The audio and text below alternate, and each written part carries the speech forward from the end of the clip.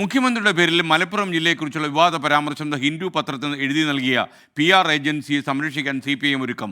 CPM നേതാവിൻ്റെ മകനും ഇന്ന് SFI നേതാവുമായ TD സുബ്രഹ്മണ്യമാണ് മലപ്പുറം പരാമർശം എഴുതി നൽകിയതെന്നാണ് പാർട്ടി സൂചന. എന്നാൽ അതിൽ ദുരുദ്ദേശമൊന്നും ഇല്ല എന്നാണ് ന്യായീകരണം. PR ഏജൻസിക്കെതിരെ കേസെടുക്കണമെന്ന വാശി എന്തിനാണെന്നാണ് ഇന്ന് രാവിലെ LDF കൺവീനർ TP രാമകൃഷ്ണൻ മാധ്യമപ്രതിനിധികളോട് ചോദിച്ചത്. ഇതിൽ CPMൻ്റെ നിലപാട് വ്യക്തമാണല്ലോ, മുഖ്യമന്ത്രിയുടെ നിലപാട് വ്യക്തമാണ്.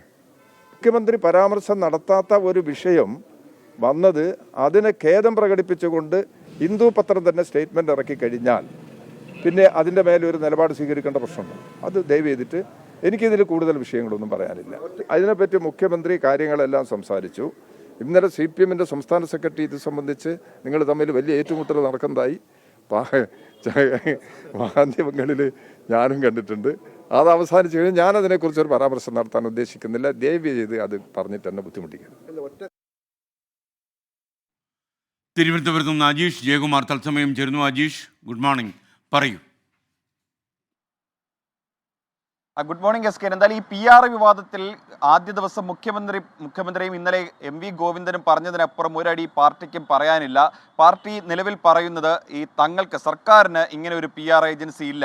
അത് ഈ പാർട്ടിയുടെ മുൻ MLA ആയിരുന്ന ദേവ്കുമാറിൻ്റെ മകൻ സുബ്രഹ്മണ്യൻ എഴുതി നൽകി ഈ മാധ്യമത്തിന് നൽകിയ അഭിമുഖം തെറ്റായി പ്രസിദ്ധീകരിച്ചു. ഈ മാധ്യമം പിന്നീട് ഇത് ചോദ്യം ചെയ്തപ്പോൾ അത് ഖേദം പ്രകടിപ്പിച്ചു. അതോടെ ആ വിവാദം അവസാനിച്ചു. ഇങ്ങനെ ഒരു നിലപാടിൽ തന്നെ ഉറച്ചു നിൽക്കുകയാണ് പാർട്ടി. പക്ഷേ ഇവിടെ ഉയരുന്ന പ്രധാനപ്പെട്ട ചോദ്യം, ഇങ്ങനെ തെറ്റായി ഒരു ഏജൻസിയുടെ ഭാരവാഹി ഇങ്ങനെ ഒരു തെറ്റായി ഒരു ഭാഗം എഴുതി നൽകിയാൽ അവർക്കെതിരെ പരാതി നൽകണ്ടേ, അവർക്കെതിരെ കേസെടുക്കണ്ടേ?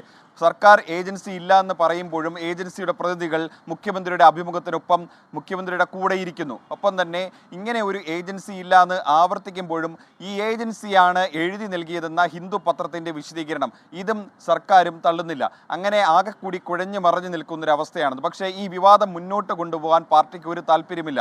അതുകൊണ്ടാണ് ഇന്നലെ ചേർന്ന സംസ്ഥാന സമിതി യോഗത്തിൽ മുഖ്യമന്ത്രി സർക്കാരിൻ്റെ ഭാഗം വിശദീകരിച്ച് പറഞ്ഞത്. അതായത് ഇങ്ങനെ ഒരു PR ഏജൻസി ഇല്ല, ഇതിനപ്പുറം ഈ വിവാദം കൊണ്ടുപോകേണ്ട കാര്യമില്ല.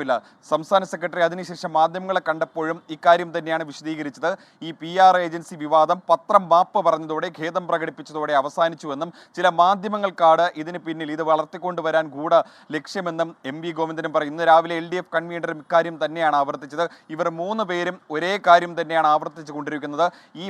ഈ ഏജൻസിക്കെതിരെയോ അല്ലെങ്കിൽ ഈ തെറ്റായ ഭാഗം എഴുതി നൽകിയ ആൾക്കെതിരെയോ കേസെടുക്കുമോ, പരാതി നൽകുമോ എന്ന കാര്യത്തിൽ 3 കൂട്ടരും ഒരു മറുപടിയും നൽകില്ല. എന്തായാലും ഈ വിവാദം ഇതോടെ തന്നെ ഈ പ്രതികരിക്കാതെ അവസാനിപ്പിക്കാനുള്ള നീക്കത്തിലാണ് CPM. അതുകൊണ്ടാണ് ഈ എഴുതി നൽകിയ സുബ്രഹ്മണ്യത്തിനെതിരെ അതിൽ ദുരുദ്ദേശമില്ല എന്നുള്ളൊരു നിലപാടിൽ പാർട്ടി എത്തി നിൽക്കുന്നത്. SK.